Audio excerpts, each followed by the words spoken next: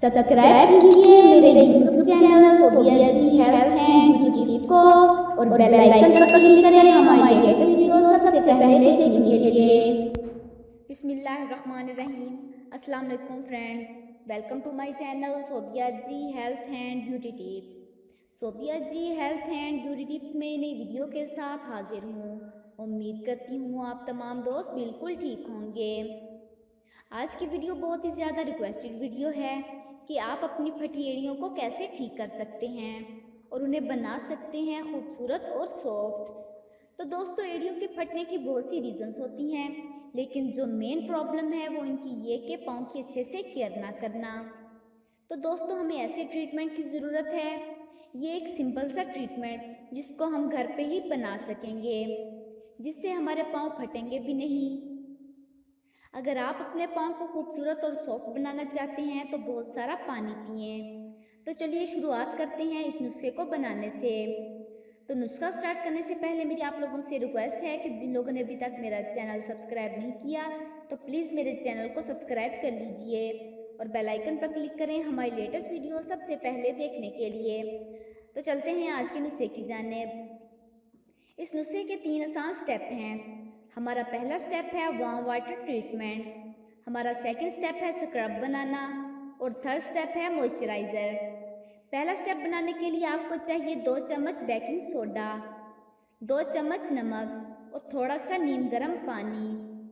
Second step है 1 चम्मच चीनी, 2 चम्मच चाहिए तेल। जो भी हो आपके घर में आप उसे ले सकते हैं। सबसे पहले एक बर्तन में इन दोनों चीज़ों को डाल लें और इन दोनों को अच्छे से मिक्स कर लें। तो अब बारी है हमारे लास्ट स्टेप की मॉइस्चराइज़र बनाने की। इसे बनाने के लिए हमें चाहिए 1 अदद मोमबत्ती, 2 चम्मच तेल। सबसे पहले आप मोमबत्ती के छोटे छोटे टुकड़े कर लें और अब एक बर्तन लेकर उसमें 2 चम्मच तेल डाल लें और एक मोमबत्ती का टुकड़ा इसमें डाल लें और उसको अच्छी तरह से बॉयल कर लें। अच्छे से गलने के बाद उसे ठंडा होने के लिए ऐसे ही रख दें। ये एक क्रीम सी बन जाएगी। तो चलिए स्टार्ट करते हैं इसको इस्तेमाल करना कैसे है। सबसे पहले आप एक टब में हल्का गर्म पानी डाल लें और अब इस टब में 2 चम्मच बेकिंग सोडा डालें और अब डालें 2 चम्मच नमक। अब इन दोनों को अच्छे से मिला लें और फिर अपने पाँव को 15 मिनट तक इस पानी में डुबो कर रख लें। गर्म पानी से हमारे पैरों की जो भी डेड स्किन्स होती है वो लूज़ हो जाती है और जब हम स्क्रब करते हैं तब वो आराम से निकल जाती है। बेकिंग सोडा स्किन को स्मूथ बनाता है, नमक का पानी हमारे क्रैक्स को सॉफ्ट करता है और डेड स्किन्स को भी सॉफ्ट कर देता है। अब 15 मिनट हो जाने पर आप अपने पैरों को इस पानी से निकाल लें और टॉवल की मदद से साफ कर लें। सेकंड स्टेप के लिए हम स्क्रब लेंगे और इसे अपने हाथों से पैरों पर अच्छे से 5 मिनट तक स्क्रब करें। ऑयल का इस्तेमाल इसलिए किया है क्योंकि इसमें बहुत सारी मॉइस्चराइजिंग प्रॉपर्टीज़ होती हैं और चीनी बहुत ही अच्छा स्क्रब माना जाता है। अब अच्छे से स्क्रब हो जाने के बाद आप अपने पैरों को साफ पानी से धो लें और उन्हें साफ कर लें। तो अब बारी है हमारे लास्ट स्टेप मॉइस्चराइज़र की।